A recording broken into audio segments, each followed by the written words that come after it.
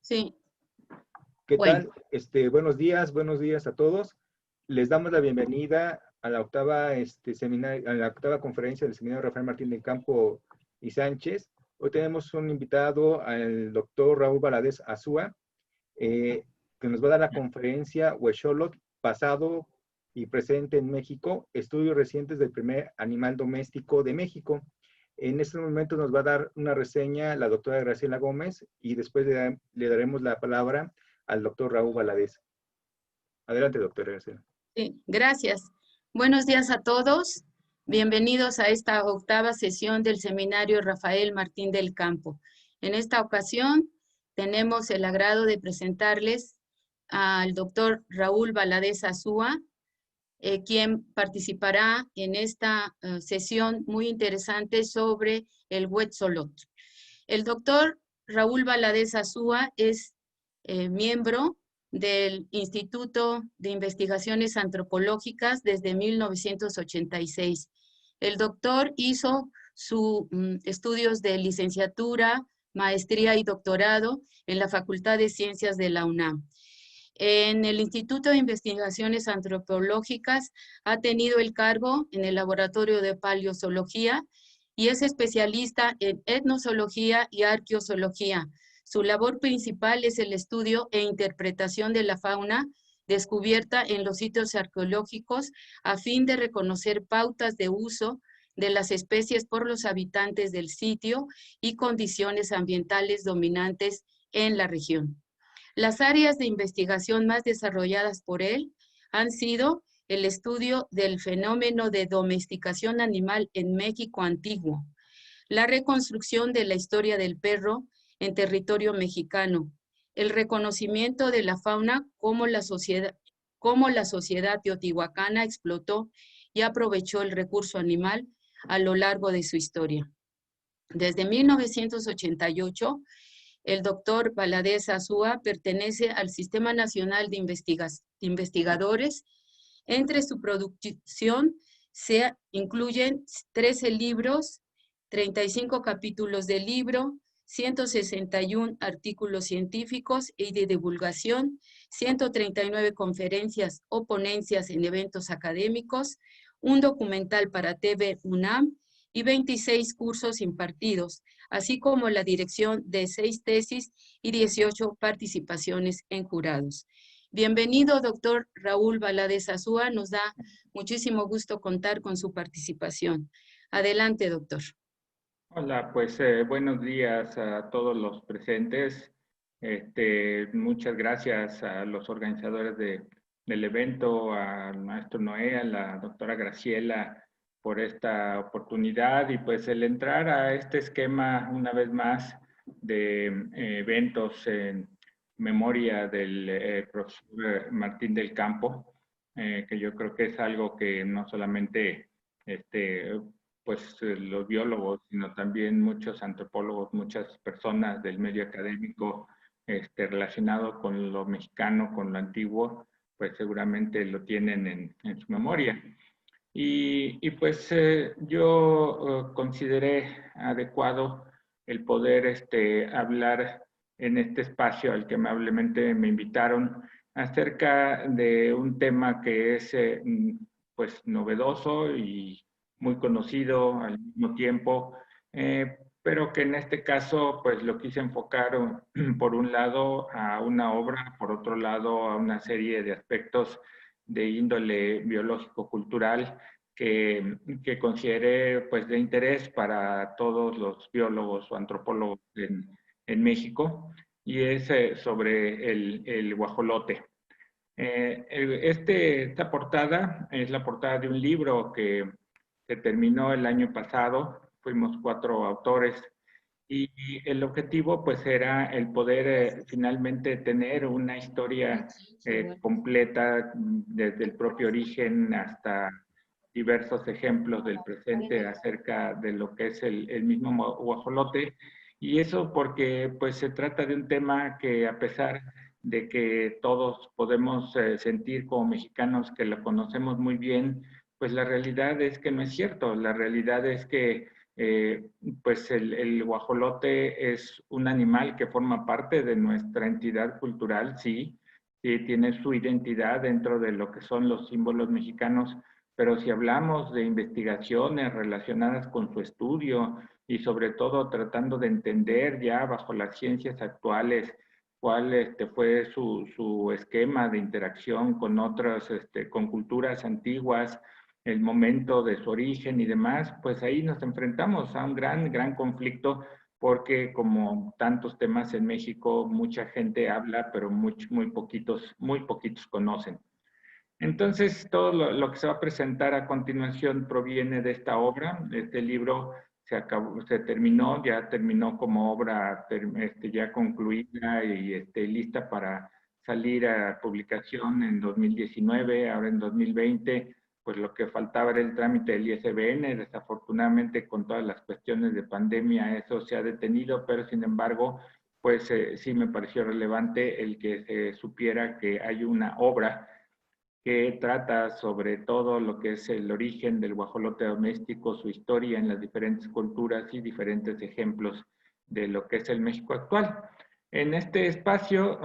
pues vamos a hablar sobre uno de estos temas que es, que es referente a la época prehispánica, pero sobre todo de su origen, de las circunstancias biológicas, culturales que estuvieron vinculadas con su origen y también un poco acerca de lo que pudimos reconocer acerca de su dispersión, de su relación con el ambiente. Uno siempre cree que por tratarse de un animal doméstico, lo único que tuvo que hacerse fue que el hombre en algún momento tuviera la maravillosa idea de agarrar, en este caso, a una docena de guajolotes, meterlas a una jaula, mantenerlos ahí quién sabe cuánto tiempo, y que ya a partir de ahí se formó el animal doméstico y a donde fue el hombre fueron y así se pasó el resto de la existencia. Nada más erróneo que el verlo desde esa perspectiva, puesto que en este momento se considera como alternativa viable, científicamente comprobable,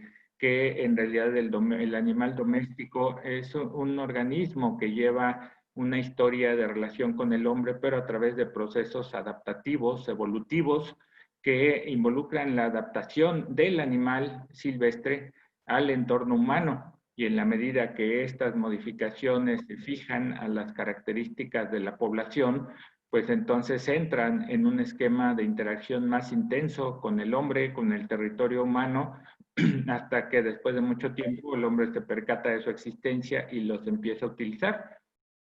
Entonces, pues si vemos el guajolote, pues es una especie importante desde el punto de vista de la historia de México por ser el primer animal doméstico, y el ser el animal doméstico trae consigo, como digo, la antigüedad, pero también una serie de adaptaciones que involucraban su modificación en el sistema endocrino, limitando la producción de adrenalina, lo cual favorecía una conducta más tolerable a la presencia humana, que conllevaba también una serie de modificaciones fisiológicas y morfológicas.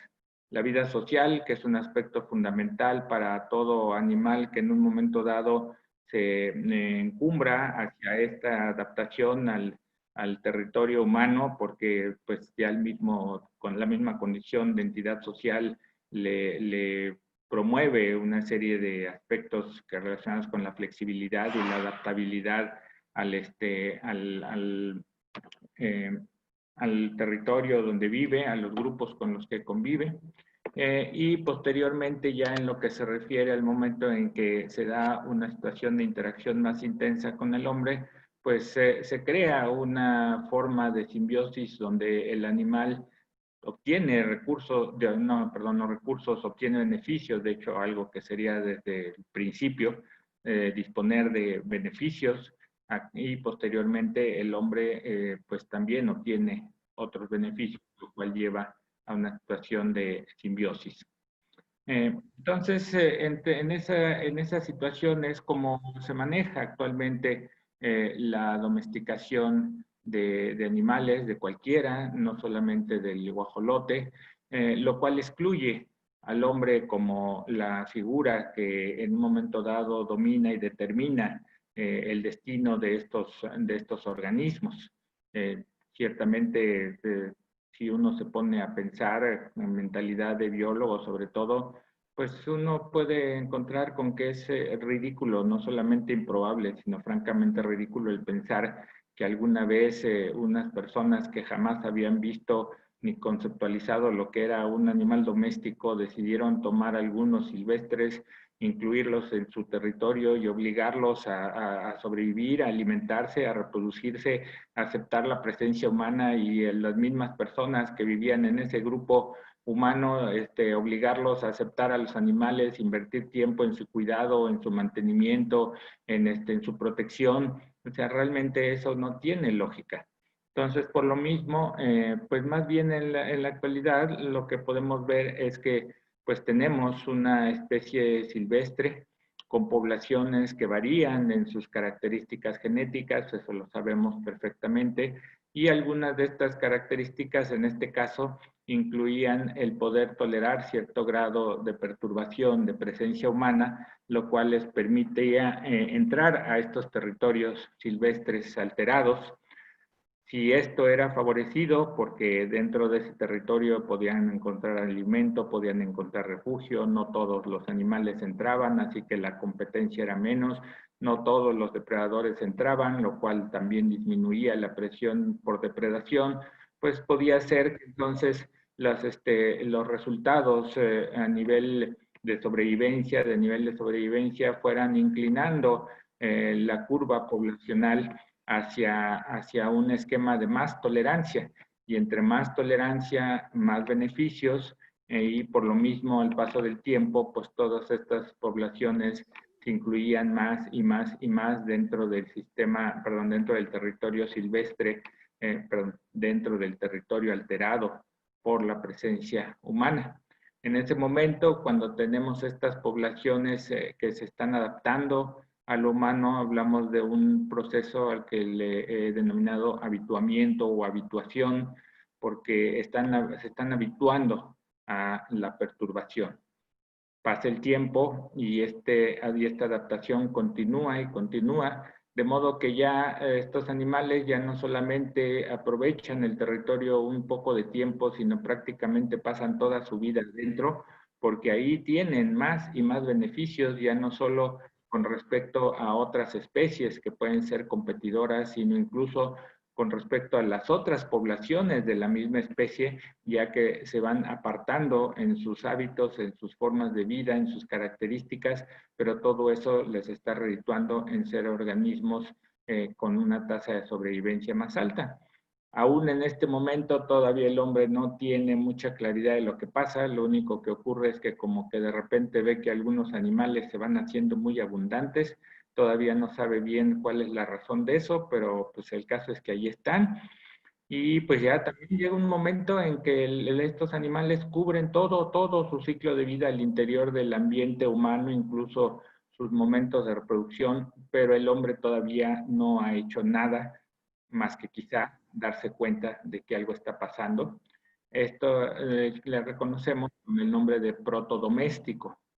Y ya cuando finalmente le cae el 20 al hombre y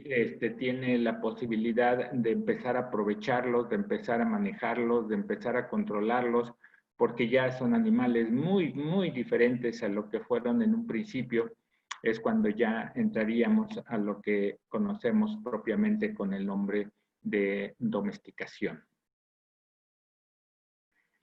Ahora, esto si lo aplicamos al caso del guajolote doméstico, pues realmente nos lleva a una serie muy, muy interesante de aspectos, de preguntas que pues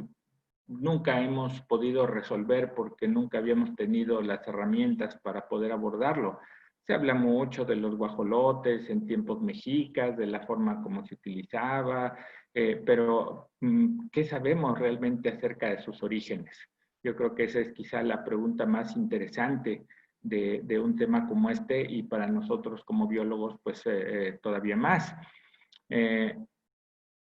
Hace tan solo 30 años se decía que los guajolotes se habían originado alrededor del siglo III o IV de nuestra era, porque era el momento en que se reportaban en las excavaciones que habían hecho en el Valle de Tehuacán, en Puebla, muy importantes excavaciones, o en Oaxaca, en algunas cuevas, era cuando aparecían estos guajolotes.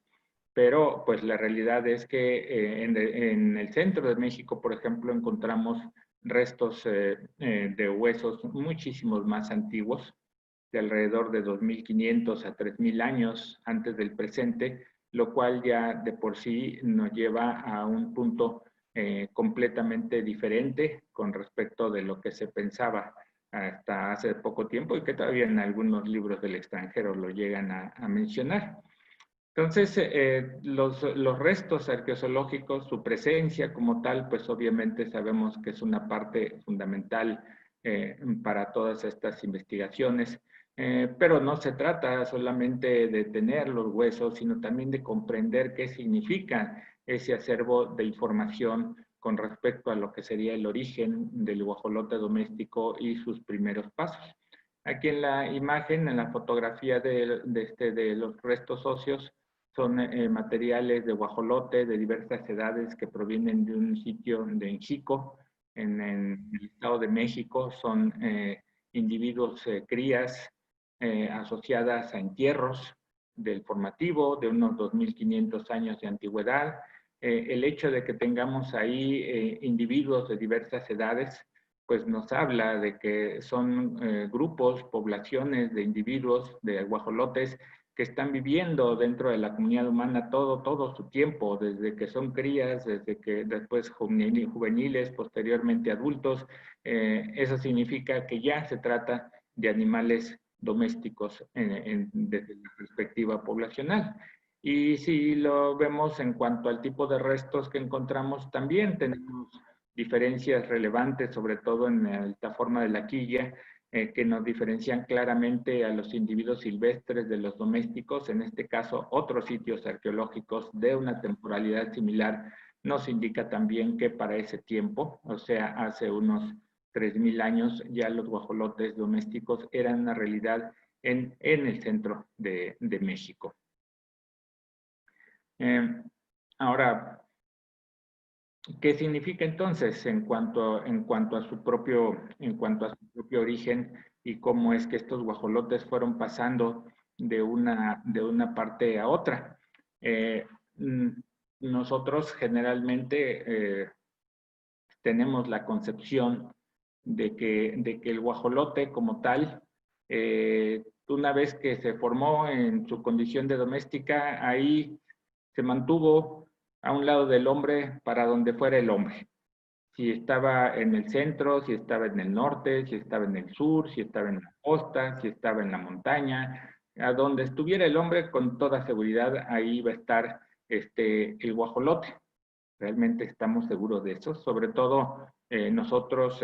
como biólogos podemos estar seguros de que ya el animal en su condición de organismo doméstico ya no necesita, o más bien ya su propia biología ya es rebasable, perfectamente rebasable, que si se trata de un animal doméstico cuyo origen está ligado a la montaña, podemos llevarlo hasta el nivel del mar y nada le va a ocurrir, va a hacer toda su vida perfectamente bien. Que si es un organismo ligado al ambiente de selva, podemos llevarlo a un extremo, al desierto, y ahí esperar que viva, se reproduzca y haga toda su dinámica biológica sin ningún problema. O sea, no, en realidad como biólogos nosotros podemos pensar que no es tan simple, que no es solamente, nuevamente, como lo dije hace rato, no es solo que el hombre quiera para que las cosas se logren, se necesita también entre comillas, preguntarle al animal si está en posibilidad de hacer esos cambios que significan el ir a zonas donde como organismos silvestres jamás han existido y ver qué es lo que significa eso en términos tanto de adaptación como de características biológicas o en un momento dado pues ya lo que sería el trabajo humano. Entonces, aquí hay dos partes muy interesantes que tienen que ver con este aspecto del guajolote, las características ambientales y su evolución, su historia dentro del territorio mexicano en tiempos antiguos. Por un lado, lo que refiere al propio origen del guajolote, pero por otro lado también lo que significó su dispersión una vez que alcanzó este esquema de doméstico, cómo es que se fue dispersando en el territorio mesoamericano y en qué medida realmente el aspecto ambiental tuvo repercusiones dentro de este proceso de dispersión. Ahora, el guajolote silvestre como tal, pues es un animal adaptado a ambientes templados de bosque, principalmente puede habitar zonas esteparias, pero pues básicamente se mueve entre ambientes templados húmedos con esta flexibilidad que le permite estar al menos temporalmente en espacios más abiertos, en bosques abiertos o en algunas zonas tipo pastizal. En el caso de México también se conocen o se tenían datos de poblaciones que llegaban hasta el interior de zonas de bosque tropical caducifolio, que en el caso de México, por lo menos de la mitad norte, centro-norte de México, pues muchas veces colindan con los bosques templados. Tienes una zona donde la parte baja está ocupado por el bosque caducifolio, bosque tropical caducifolio, pero conforme subes a la montaña, que seguramente en México es una realidad en todas partes, pues ese bosque caducifolio va dando paso a bosques templados y eso entonces pues lleva a que sean dos tipos de ambientes pues muy diferentes en teoría, pero que colindan en territorio mexicano, son una realidad muy, muy cotidiana. Es un animal pues gregario, que no tiene problemas en cuanto a que el clima le lleve a momentos de hibernación, es un animal de vida social, se alimentan, tienen una enorme flexibilidad a nivel alimentario, eso es algo muy, muy importante. Y pues tienen periodos reproductivos muy bien definidos. Varios aspectos de aquí ya desde el primer momento se pueden ver que son aspectos relevantes en todo lo que sería este proceso de adaptación al ámbito humano. Por ejemplo, que su alimentación sea muy diversa, porque eso significaba que podían penetrar al territorio humano buscando mucha de estos alimentos que seguramente estarían disponibles en muchos de los espacios por donde el hombre pasaba. También el que a pesar de ser animales voladores, no son aves que gusten mucho de volar, ellos gustan de pasar la mayor parte del tiempo en tierra. Incluso los nidos se hacen a nivel de zacatones, no se hacen en los árboles, lo cual también es un aspecto importante dentro de esta adaptación y dentro de esta integración de esta mancuerna hombre-guajolote, puesto que eso permitía que los nidos estuvieran más accesibles por lo menos a la vista humana.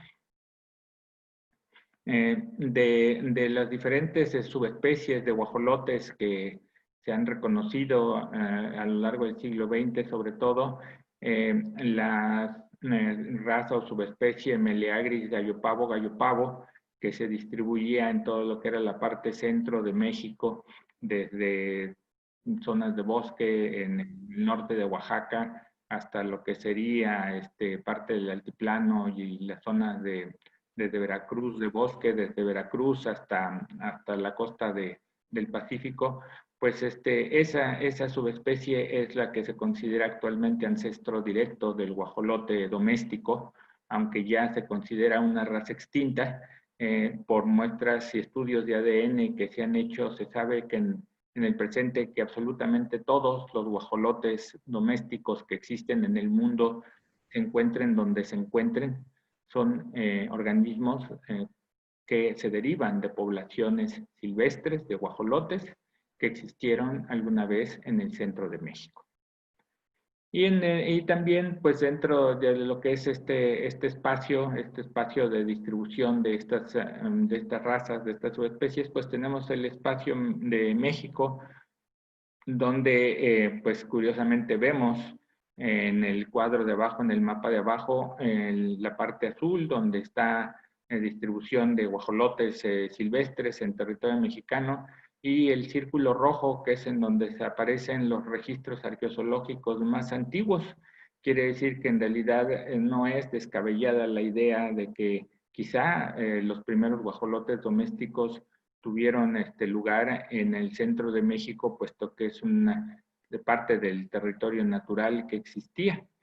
La parte que corresponde a la franja amarilla, pues serían espacios de transición entre zonas de bosques, zonas de pastizales, donde también pues muchos grupos humanos se distribuían. De ahí el aspecto fundamental es que siendo espacios de transición, pues los organismos, las poblaciones animales, como en este caso el guajolote, pues se veían más en el compromiso de aprovechar todo lo que estuviera a su alcance para sobrevivir, incluyendo a los propios territorios humanos. Entonces, si consideramos estos tres aspectos, lo que es la distribución natural de estas razas en territorio mexicano, este aspecto de espacios de transición y los registros arqueozoológicos más antiguos, pues podemos decir que en este momento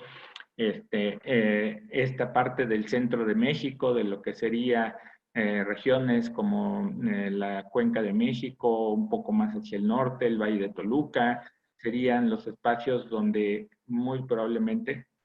podría haber tenido lugar el proceso de origen de los guajolotes domésticos. Si esto lo vemos en este sentido, pues que hace 3000 años tenemos animales ya domésticos, no animales en proceso de domesticación, sino animales ya domésticos, pues entonces quiere decir que tal vez el origen del proceso tuvo lugar quizá 3000 o 4000 años antes, porque como digo, si no estamos hablando de control humano, si estamos hablando de un proceso natural y adaptación natural, pues no va a darse todo de la noche a la mañana, van a ser procesos que van a durar varios siglos en la medida en que las poblaciones van heredando características que en este caso refieren a su mayor adaptabilidad al entorno humano y aprovechar los beneficios que el hombre le provee. Entonces, pues eso significaría que quizá serían unos 6, 7 mil años antes del presente, cuando pudo haber ya guajolotes que entraron a todo este proceso hasta alcanzar la domesticación un par de miles de años más adelante. Y pues conforme esta relación, más bien conforme estos guajolotes fueron introduciéndose más hacia lo humano y aprovechando más los beneficios, pues el hombre los empezó a aprovechar, pero pues en la balanza de cuántos hay, cuántos se casan, cuántos se reproducen, cuántos se quedan, pues sin duda la balanza se inclinó a favor de que este esquema de interacción entre humanos y guajolotes fuera haciéndose más fuerte, más fuerte, más fuerte, hasta llegar a un punto en el cual ya los animales deambulaban en las hortalizas, en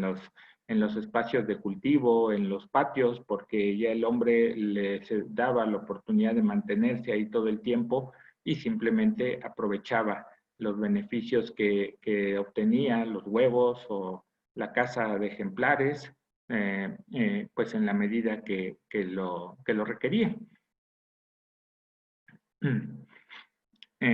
Vemos aquí los diferentes ambientes que están ligados a la vegetación de bosques templados, que como les digo pueden ser de tipo caducifolio, pueden ser tipo pastizal, en algunos lugares pueden ser hasta tipo selva o de desierto. Pues realmente hay una forma de interacción muy, muy abundante de los bosques templados con muchas otras formas de vegetación.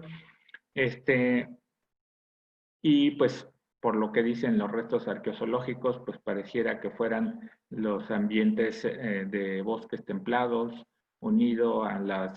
estos esquemas limítrofes con otros ecosistemas en donde más probablemente podía haber tenido lugar esta interacción. Si vemos entonces cómo pudo haberse desarrollado este proceso al paso del tiempo y también pensando en lo que sería la condición humana ahora sí que ya hablamos de los guajolotes, pero qué significa la parte humana involucrada en esto.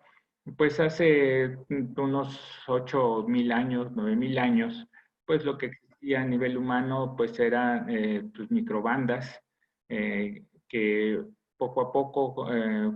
fueron modificando su esquema de vida hacia una forma que se le llama macrobandas estacionales, que eran grupos humanos que deambulaban, pero que al llegar a ciertas zonas donde había una buena disponibilidad de recursos, de agua, pues ahí se quedaban durante mucho más tiempo, pero no solamente un grupo, sino muchos grupos. De ahí que se hablara de macrobandas y permanecían en ese espacio, un pequeño valle, una cañada, tanto tiempo como las propias condiciones lo permitieran. Ya una vez que el clima se hacía más difícil, más complicado, más frío, más seco, que quizá desaparecían las masas de agua, en ese momento pues se disgregaban estos diferentes grupos y cada quien se iba hacia algún lugar para buscar sobrevivir en los tiempos difíciles. En esta parte de sedentarismo que se daba de manera estacional, pues serían donde tendría lugar en los primeros eventos de agricultura, porque serían los momentos en los que las condiciones ambientales y la vida semisedentaria permitiría al hombre ver cómo se llevaba a cabo el desarrollo de plantas que crecían en los alrededores y que en un momento dado pues, algunos de ellos podían ser objeto de aprovechamiento por parte de estas personas. Y sería también en este momento en el cual estas poblaciones de guajolotes silvestres empezarían a habituarse a la presencia humana y a llevar a cabo un esquema de vida comensal con estos grupos,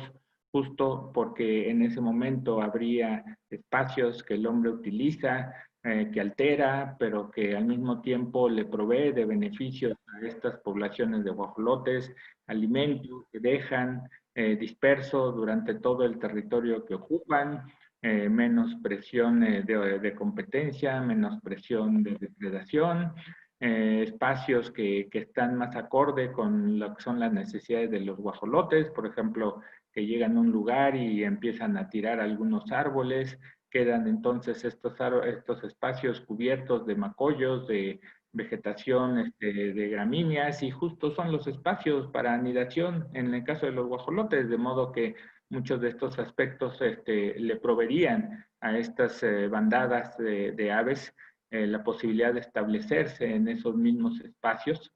¿sí? Y poco a poco irse adaptando a esa presencia humana para seguir obteniendo más y más beneficios. Ya estamos hablando de unos entre 3.000 y 4.000 años, cuando ya pues la domesticación pudo convertirse en una realidad por los aspectos que he comentado y pues unos 2.500 a 3.000 cuando ya tenemos los restos que claramente nos hablan en este sentido. Ahora, estamos hablando todavía de lo que es el centro, de lo que sería la parte sur, extremo sur del altiplano. ¿Qué pasó con las otras regiones? Así como así, en pocas generaciones se fueron hasta el otro lado, prácticamente al otro lado del mundo, de los bosques templados hasta los bosques tropicales, de los bosques templados hasta los desiertos. ¿Qué fue lo que se dio en ese tiempo y el momento dado? Pues, ¿cómo fue que este proceso tuvo lugar? Aquí en esta parte, pues tenemos también para reafirmar lo que sería este esquema de domesticación de los guajolotes, donde vemos este proceso que involucra también la existencia de poblaciones y su evolución hacia poblaciones con menos adrenalina, menos adrenalina, menos adrenalina, de modo que los descendientes de estos guajolotes se van haciendo más tolerantes a la presencia humana, que ya llega un momento en que no le preocupa a estos guajolotes el que los hombres se aproximen. Decíamos que, por ejemplo, los guajolotes no son animales que gusten mucho del vuelo, los mismos guajolotes silvestres no gustan de estar volando, prefieren pasarse toda su vida en tierra. Entonces, que ya llegaran momentos en que se acercaban los hombres y en vez de volar nada más se movían un poco más rápido, pues ya significaba que era tanta su adaptación a la presencia humana que ya no les preocupaba en lo absoluto que se acercaran mucho, porque quizá ya en ese momento pues, era tanto su acostumbramiento que ya le habían perdido completamente el miedo y sobre todo porque el hombre tampoco los dañaba, sino los protegía y ocasionalmente utilizaba algunos de estos individuos. Aquí tenemos ejemplos de los sitios donde tenemos los registros más antiguos en la Cuenca de México. ¿Sí? Y fuera de lo que es el centro de México, tenemos también algunos espacios en Huastepec. Tenemos un material también muy antiguo, de los más antiguos que se han registrado en Monte Albán, que se encuentra pues bastante lejos del centro de México, pero desde el siglo V a III de nuestra era, e incluso para esos tiempos, poco después del siglo III al siglo I,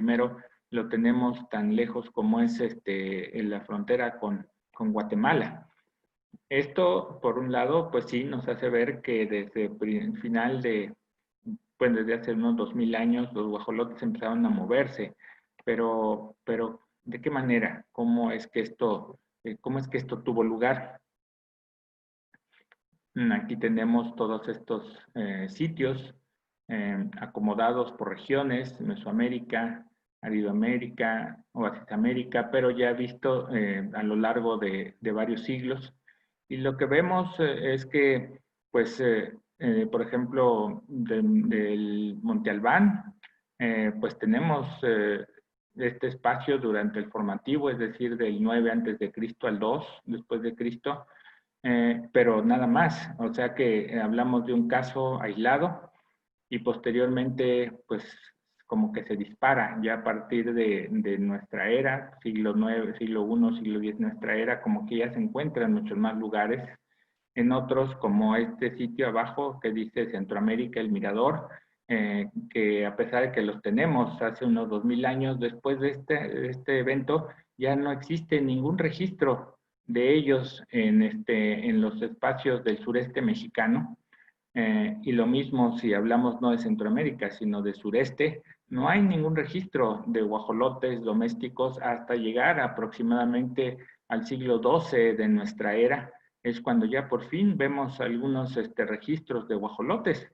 Eso quiere decir que este ambiente del sureste mexicano, del área maya, aunque uno podría pensar que existiendo ahí esta cultura de tan alta relevancia como los mayas, pues seguramente los guajolotes ahí se habían instalado casi que al día siguiente de su domesticación, pues no. La realidad nos dice que pese a un aspecto, a un sitio, en realidad los guajolotes estuvieron ausentes de toda esa región biológica cultural hasta ya mucho tiempo después, hasta alrededor del siglo XII de nuestra era, como les decía. Y en otros lugares, al norte, en el otro lugar como sería Oasisamérica, que es la parte que reconocemos del noroeste de México, suroeste de Estados Unidos, donde se desarrollaron culturas importantes durante algún tiempo, pues también ahí no tenemos nada en las primeras épocas. En la parte del altiplano, pues tampoco, ya hasta finalmente siglo VIII o posterior es cuando tenemos registros de guajolotes. En el occidente pasa lo mismo, a pesar de que el occidente, hablando de lo que sería Jalisco, Michoacán, Colima, pues tendríamos condiciones ambientales muy favorables para el guajolote. La realidad es que no tenemos nada también hasta alrededor del siglo VIII de nuestra era. Eso pues fue resultado de la investigación que se hizo para esta obra, en donde se buscó tener datos concretos, bien definidos, no solamente proyectos arqueológicos donde se dijera en algún momento, pues aquí no encontramos nada ni vimos nada sobre cuestiones como guajolotes, pero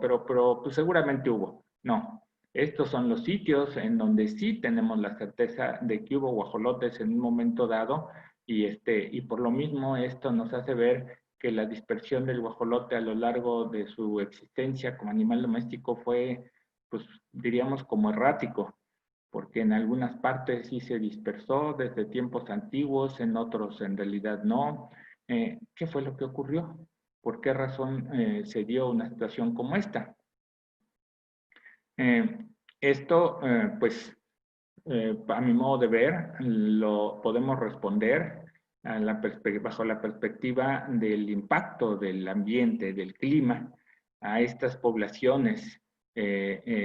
domésticas, que como digo, a pesar de que fueran domésticas, no significaba que biológicamente los organismos fueran inmunes a todas las acciones ambientales. Si hablamos, por ejemplo, de lo que es el sureste, que llegan hasta el siglo IX, después de ese tiempo, pues en realidad, ¿qué posibilidades tendríamos de encontrar guajolotes silvestres, más allá del pavo celado, que esa es otra especie, esa es otra situación? Pero de los guajolotes silvestres, Meleagris, gallopavo, ¿qué posibilidad tendríamos de encontrarlos en un ambiente de selva? Pues cualquier biólogo diría, pues no, porque no es un animal de selva.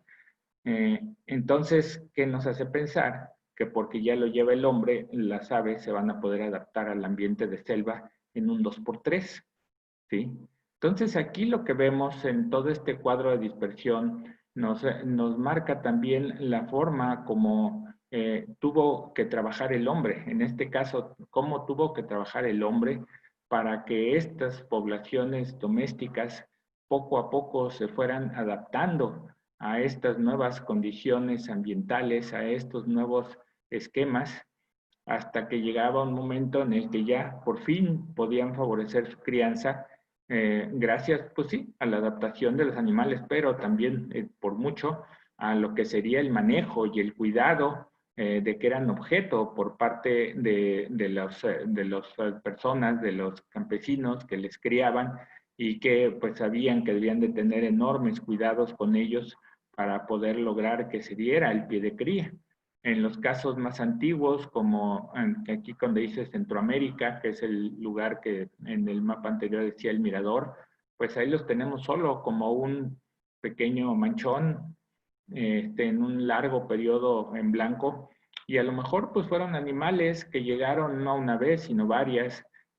quizá vía Monte Albán, vía la zona zapoteca, que llegaron hasta esa región, pero si llegaban en pocos números y además sin mucha información acerca de cómo se les debía de cuidar, pues lo más probable es que duraran unos cuantos meses y después murieran o pudieran vivir mucho tiempo gracias al cuidado, pero no tuvieran ninguna oportunidad de reproducirse, lo cual haría que fueran eventos aislados que solamente duraban lo que duraba el animal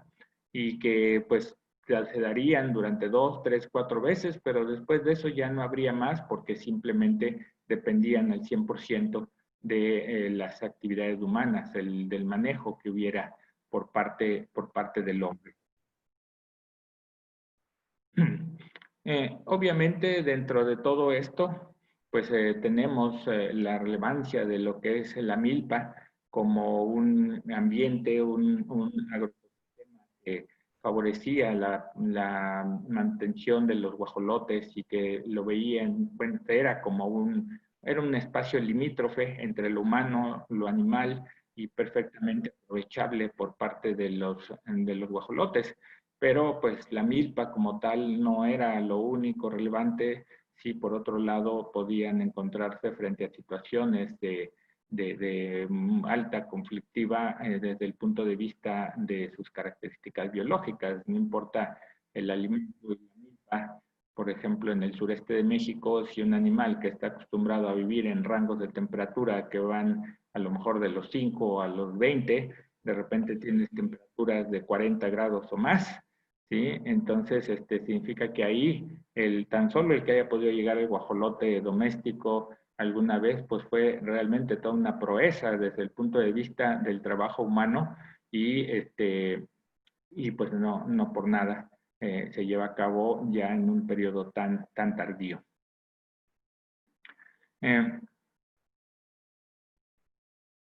Bueno, Aquí pues vemos este esquema, ya esta gráfica, donde aparece la manera como fueron dispersando en diferentes regiones y sobre todo adaptando a otros esquemas ambientales, ¿sí? Pasar primero de lo que sería el bosque templado a zonas de transición. En esta zona, más bien en este espacio de transición, sería donde se llevaría a cabo la domesticación, y de ahí, de estos espacios de transición entre bosque y pastizal, se dispersarían hacia los pastizales, hacia matorrales un poco más áridos, y también hacia el bosque tropical caducifolio, que es la forma de vegetación dominante en lugares como por ejemplo Oaxaca, o el Morelos, el Valle de Morelos, que es donde veíamos también que se habían encontrado registros muy tempranos. Y ya muy posteriormente es cuando vemos que finalmente puede guajolote aparecer en zonas de bosque tropical perennifolio, pero eso ya derivado directo del trabajo humano con estas poblaciones domésticas. Algo también muy interesante, que es algo que pues en apariencia está resuelto también, pero que veremos al paso de los años si hay alguna información, es que pues sabemos que la cultura olmeca es la cultura madre de todo lo que fue Mesoamérica, una cultura que tuvo que ver pues con el origen de la civilización hace 1500 años. Ahí los estudios que se han hecho, que incluyen a nivel arqueológico, no hablan de nada, absolutamente nada que tenga que ver con los guajolotes. Aparentemente los olmecas, esta cultura madre, jamás conocieron lo que eran estas aves, a pesar de que podían existir en Monte Albán, donde hubo una fuerte interacción con ellos. Fuera que el ambiente era también extremo, puesto que estamos hablando de ambientes muy cálidos, muy húmedos, con estas situaciones de manglares y inundaciones periódicas. Ya fue un esquema tan extremo para estos animales que ni siquiera se hizo el intento de llevarlos alguna vez, o se llevaron, pero no duraron ni siquiera lo que era el propio camino. Yo creo que este es un tema interesante dentro de todo este conocimiento acerca de la historia del guajolote. Y pues en el caso de otras zonas, por ejemplo Veracruz y demás, que no los hemos comentado, pues también su dispersión hacia las zonas tropical húmedas pues tuvo sus bemoles, sobre todo ahí se piensa que los teotihuacanos, que ya fueron una cultura que aprovechó ampliamente al guajolote doméstico, pues pudieron haber sido quienes lo introdujeran. Pero pues ya por un lado pues se tenía una larga historia de conocimiento sobre el guajolote aquí en el centro de México. Podía haber abasto continuo hacia esa región, de modo que pues permitieron que se empezara a criar ahí los guajolotes desde varios siglos antes de que tuviera lugar esto en el área maya. Entonces, como les decía, respecto de la cultura maya, hay que diferenciar también muchas veces, como en el caso que se habla de este sitio de Guatemala, el Mirador, pues la diferencia entre lo que podía ser pues la llegada de un grupo de personajes que van a rendirle honor a los gobernantes y que les llevan regalos, como pueden ser guajolotes, pero que pues únicamente llevan eso a los animales. Y pues lo que nosotros mencionamos en el libro es que pues para poder llegar hasta la zona maya, no solamente bastó el que se estuvieran llevando guajolotes y quizá en cantidades grandes, sino también que fueran aves que llevaran su acervo de tradiciones respecto de su manejo, de su crianza. Entonces estamos hablando de un grupo de funcionarios que llegaran con sus animales para darlos de presente a algún gobernante, sino grupos de poblaciones de personas, de campesinos que migraban junto con sus aves, junto con sus perros, junto con sus plantas, hasta nuevos lugares, y en esos nuevos lugares establecían todo su esquema de vida, incluyendo lo que serían las tradiciones que existían, que conocían alrededor de la crianza del guajolote. Es entonces cuando muy probablemente al llegar a esta zona, tuvieron la oportunidad ya de establecerse porque llegaba la gente junto con los animales. Para el caso del sureste de México, la cultura tolteca es una cultura que en lo particular me gusta mucho en ese sentido, porque su presencia en el área maya en el inicio del segundo milenio de nuestra era, pues fue una realidad, pero además, pues que tomaron, se apropiaron de un territorio y ahí se establecieron como dueños de ese territorio. Entonces, quizá eso fue lo que permitió que llegara la gente con sus animales y finalmente pudiera criarse a estas aves en ese territorio. Aquí tenemos más o menos unos mapas de cómo es que esta dispersión fue teniendo lugar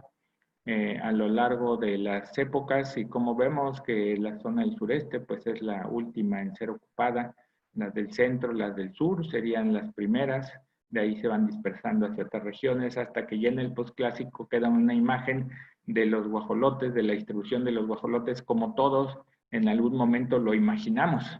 Toda la parte de lo que sería Mesoamérica, junto con algunas zonas de desarrollo cultural más amplio en el norte y unas otras zonas, pero pues es hasta ese momento en donde realmente tenemos una imagen de distribución de los guajolotes como generalmente lo imaginamos o como nos lo cuentan. Y pues todavía más porque algunas crónicas del siglo XVI de exploradores que se van por Centroamérica y llegan a Sudamérica, pero atravesando toda esa zona, hacen referencia en sus escritos acerca de presencia de gallinas de la tierra, que es el nombre que le daban a los guajolotes, pero que los describen en zonas que abarcan Guatemala, El Salvador, e incluso ya entrando a la región andina, hay algunas fuentes que dicen que ya en ese lugar encuentran a este tipo de aves. Entonces, si los españoles hubieran llegado al territorio americano, no en el siglo XVI, sino en el siglo XVII o XVIII, a lo mejor se hubieran encontrado con pastores, pero que llevaban tanto llamas o alpacas junto con guajolotes, caminando por los pastizales, puesto que la zona andina en muchos sentidos era también una zona muy propicia para el desarrollo de estas aves. Y bueno, ya entrando a la parte final, tenemos dos casos interesantes del occidente y Oasis América. El occidente, a pesar de que los ambientes son muy propicios para que el guajolote se hubiera dispersado, ya el guajolote doméstico desde muchos años atrás, la realidad es que no hubo tal caso. En realidad solo es hasta el final de tiempos prehispánicos cuando ya se encuentran registros arqueológicos, no estoy hablando de fuentes, estoy hablando de registros arqueológicos de guajolotes domésticos. Y lo que se refieren tanto cronistas como incluso gente en la actualidad es que en el occidente a la gente no le gustaba criar guajolotes porque decían que eran fácil presa de los depredadores, y que además pues ellos pues sentían que había suficiente cacería, suficientes animales de presa como para tener que estar invirtiendo su esfuerzo en la crianza de guajolotes domésticos. Y en el caso de Oasis América, pues ahí, pues sí fue un espacio donde desde tiempos tempranos se empezó a criar el guajolote. Ahí la duda que se tiene, sobre todo investigadores norteamericanos, dicen que la domesticación del guajolote se llevó a cabo dos veces, una vez en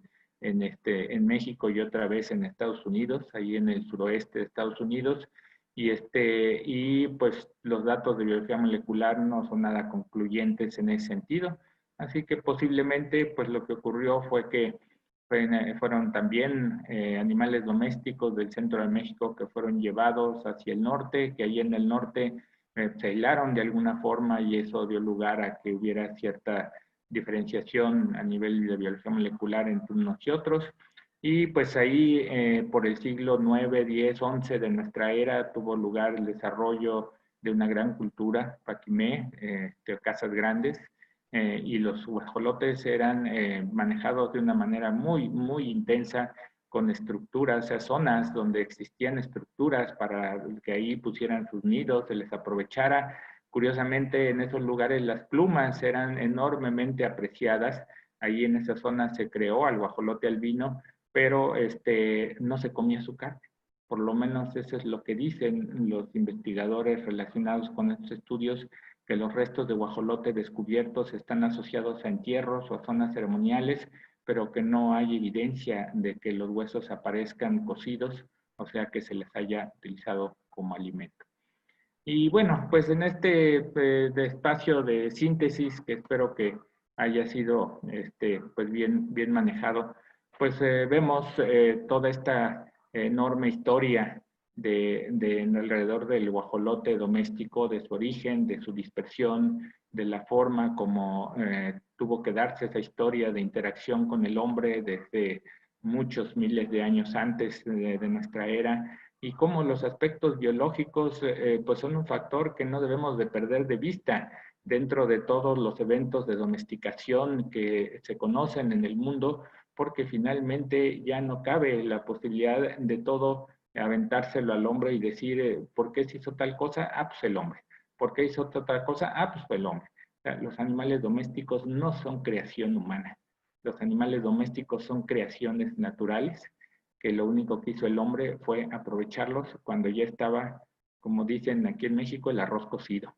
Se aprovecharon cuando ya estaban ahí disponibles, y el guajolote no es una excepción. Por lo mismo, toda la parte biológica que involucra su historia, su existencia, son aspectos muy interesantes que todavía tienen muchas cosas que ofrecernos. Y bueno, pues eso es todo de mi parte. Muchas gracias. Les agradezco su atención. Muchas gracias, doctor Raúl. Quisiéramos que pasáramos a la sección de preguntas o comentarios para el doctor. Si hay alguna, por favor, hacerla por medio del chat.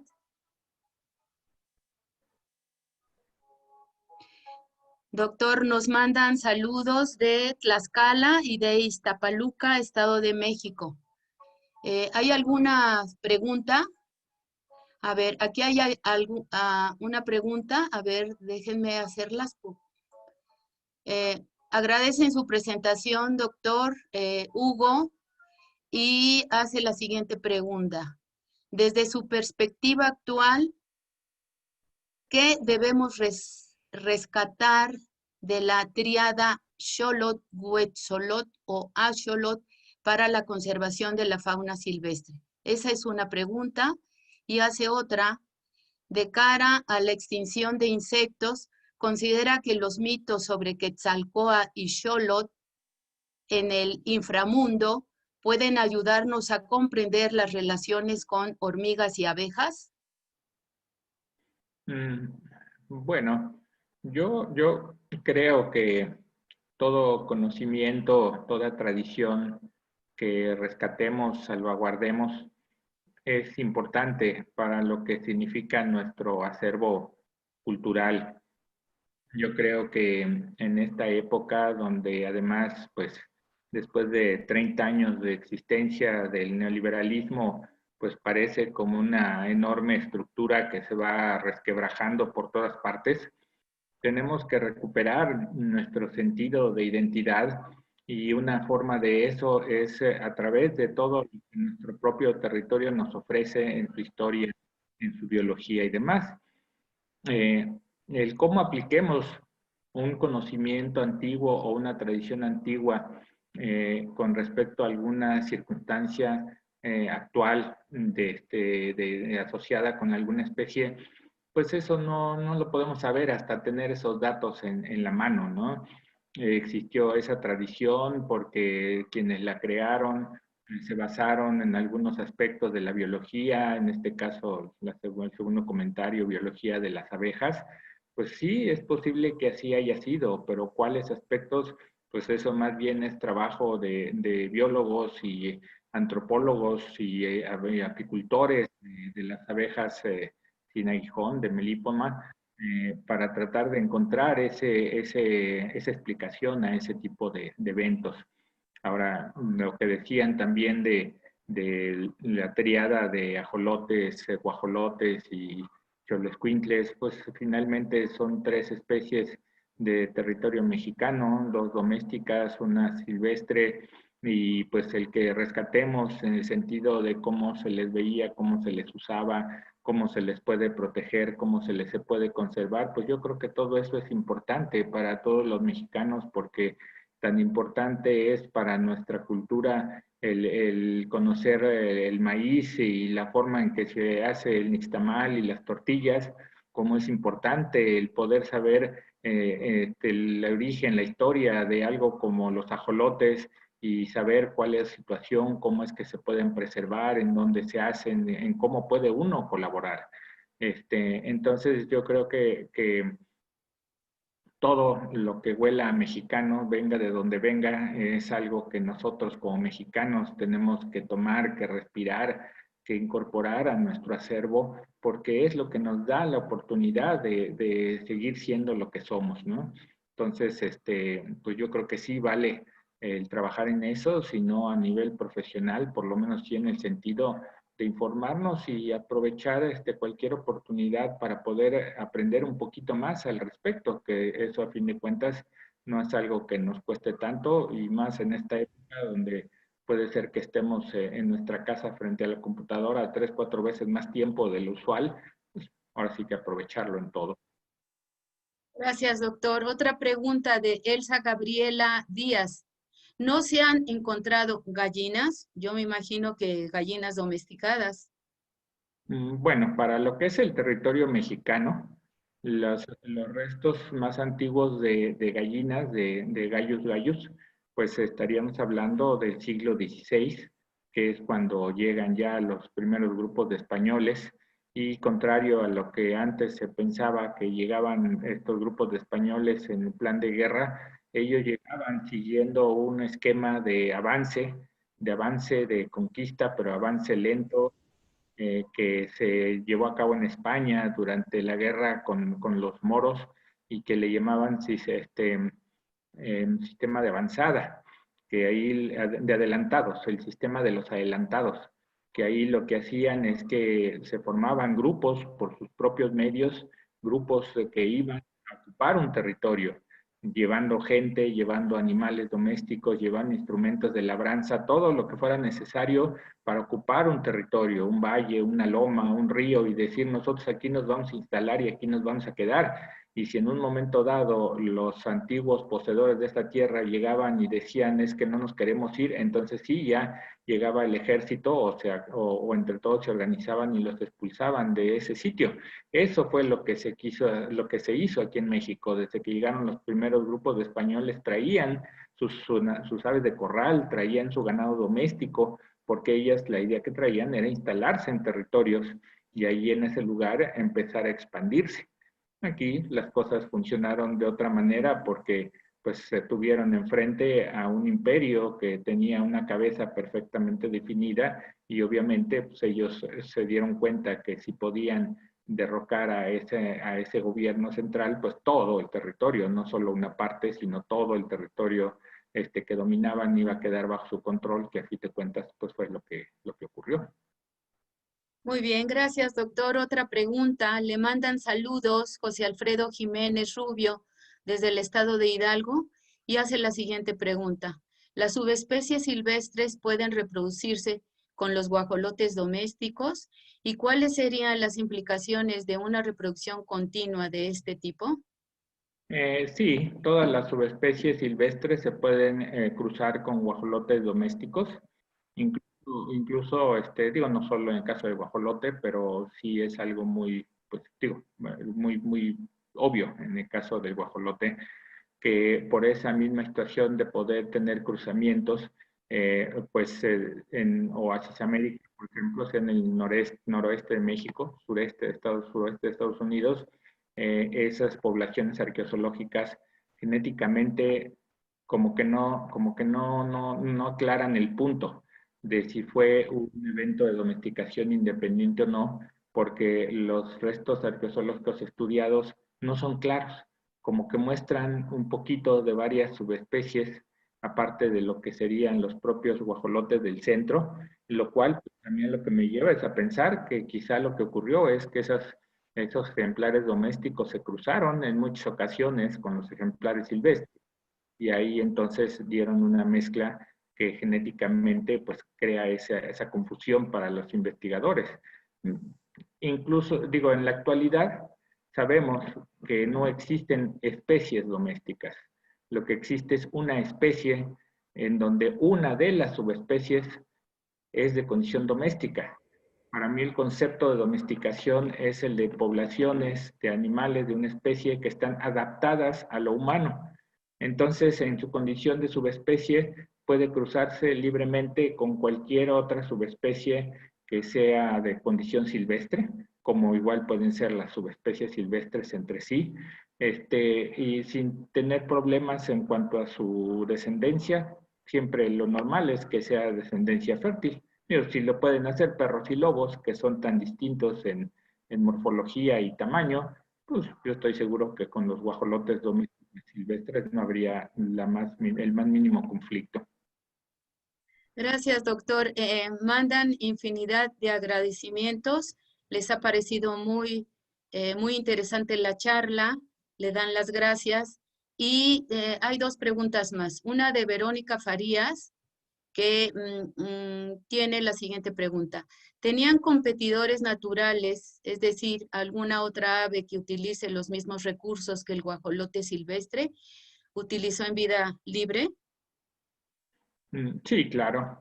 Si hablamos de condición silvestre, los guajolotes silvestres tendrían una buena cantidad de competidores, no necesariamente aves semejantes en tamaño o características morfológicas, pero sí de numerosas aves que buscarían igual el alimento o los espacios. Los guajolotes son animales de talla grande, comparativamente grandes si consideramos lo que es en término medio una ave, pero pues una parvada de aves pequeñas que llegan a un lugar para anidar o para buscar alimento, pues pueden arrasar ese sitio con mucha facilidad y dejar entonces a los animales más grandes o más escasos sin alimento en muy sin espacio en un 2x3. Entonces, ahí justo el punto clave de todo esto es considerar los beneficios que tenían estos guajolotes con la posibilidad de poder incluirse dentro del espacio humano y de esa manera librarse de ciertos niveles de competencia que ahí adentro no se daban porque no todas las aves en este caso estarían en posibilidad de meterse a ese territorio a aprovechar los beneficios, porque a lo mejor no lo sabía, porque su alimentación a lo mejor era una alimentación que no podía ligarse a lo humano y por lo tanto pues su alimentación tenía que ser lejos del contacto humano. Muy bien, doctor, gracias. Diana Franco pregunta, ¿cuál es el estado actual de conservación del guajolote silvestre y cómo se ve a futuro? Pues como tantas especies aquí en el mundo, pues ahorita muchas de esas depende de su existencia de qué planes de aprovechamiento tienen lugar. En el caso del guajolote, pues hay varios lugares en la zona de Occidente, en Jalisco, sobre todo en Zacatecas, Michoacán, pero sobre todo Jalisco, que existen programas para su protección y su desarrollo, eh, pero muchas veces están ligadas a de producción, por lo menos de lo que serían ranchos cinegéticos, por ejemplo, en el noreste de México, en lo que sería, creo que es en Nuevo León, existe un gran rancho cinegético y ahí pues los guajolotes silvestres existen, pues seguramente son de las poblaciones más grandes que hay en México y que se les caza bajo ciertas condiciones, pero por lo menos se les protege con ese beneficio. Entonces, pues yo creo que que mientras las alteraciones ambientales sigan siendo el pan nuestro de cada día, pues solamente a través de estos esquemas de protección podemos pensar en que puedan asegurarse de alguna forma estos organismos en su condición natural. Ahora, si me dicen el guajolote, Meleagris gallopavo, está en riesgo de extinción, pues no, no está en riesgo de extinción porque la cantidad de organismos domésticos que hay se cuenta por millones. Más bien el punto es si las poblaciones silvestres que existen aún tienen espacio para existir, para vivir en condiciones que sean más o menos próximas a lo natural. Y ahí es donde uno dice, pues por lo menos en México yo diría que no hay planes concretos, o si los hay, pues casi siempre están ligados a aspectos de aprovechamiento para poder garantizar de alguna forma su sobrevivencia y su permanencia en las siguientes décadas. Muy bien, doctor, muchas gracias. Yo creo que ese comentario final responde la pregunta que le hacen de que si las especies domesticadas tienen oportunidad de retorno. Volver a ser silvestres, por ejemplo, ¿y hay ejemplos de eso? Claro, claro, yo creo que hay varios ejemplos que podemos mencionar en el caso de caballos en el norte del continente, en el caso de los perros ferales. O sea, hay que tomar en cuenta que un animal doméstico que retorna a lo silvestre, pues no va a retornar diciendo llévenme al lugar donde nacieron mis ancestros. Va a regresar al lugar donde tiene oportunidad de existir nuevamente en condición feral, que ese sería el primer nivel. Si los caballos desaparecieron del continente hace 9.000, 8.000 años y hace 300, 400 volvieron a ocupar espacios silvestres porque fueron abandonados o dejados libres por los humanos, es otro cuento. El caso es que en el ambiente del norte de Norteamérica, en todas esas vastas llanuras, planicies, pues era un ambiente muy ad hoc con su biología y no por nada pues ahí volvieron a reproducirse y volvieron a mantenerse en buenas condiciones todavía hasta el presente. En el caso de los perros, con esta enorme flexibilidad que tienen, pues si los dejan libres, el perro puede vivir por sí solo durante mucho tiempo y si se forman grupos, pues semejan grupos de lobos con toda la estructura social, con todo un esquema de vida de sobrevivencia, que tienen cara de perro, pues sí, porque estamos hablando de un evento que tiene muy poco de haberse ocurrido, ¿no? Bueno, o sea, que ha ocurrido varias veces, pero estamos hablando de años, en términos de años. Pero si ocurriera que el hombre dejara de existir o deshabitara una gran zona, que a lo mejor ahora sí se hace realidad, que quedara un enorme espacio libre sin presencia humana y quedaran ahí perros dejados a su suerte, a lo mejor en un par de miles de años sus descendientes volverían a la condición de lobo, porque genéticamente lobo y perro son absolutamente lo mismo. Entonces, lo único que diferencia a unos de otros es el hombre. El perro es un lobo adaptado al ámbito humano. Le quitas el ámbito humano y lo que queda es un lobo. Y volverá a ser lobo si está viviendo en un ambiente silvestre. Muy bien, doctor. Bueno, hay más preguntas. El tiempo nos permite hacer dos más que están formulándose en este momento. Jenny Ramírez pregunta, es interesante saber la interacción del hombre con animales de uso. ¿Cómo conservar el guajolote y el lugar donde hay mayor cantidad? Esa es una pregunta. Y posteriormente hay otra donde dice, pregunta si el tamaño del guajolote antiguo coincide con el tamaño actual. Bueno, de la primera, pues yo creo que lo que nos corresponde es aprender un poco más sobre lo que es el guajolote como animal, como especie, y también un poco lo que significa su cuidado, su manejo. Digo, no creo que habría mucha gente que en un momento dado querría hacerse criador de guajolotes,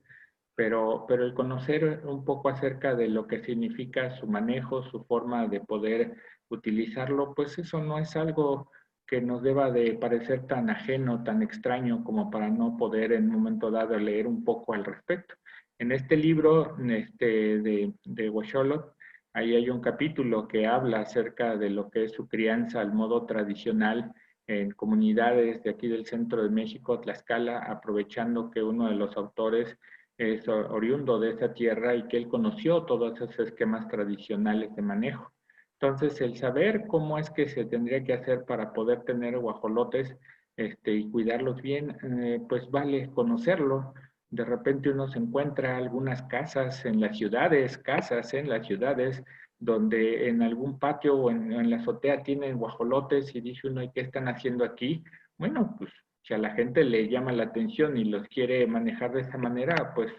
¿por qué no? Pues, no es algo imposible. Entonces, si alguien tiene interés en conocer más de esto, pues yo digo, la información ahí está. Simplemente hay que tomarla, ¿no? Hay que aprovecharla. Y la segunda pregunta,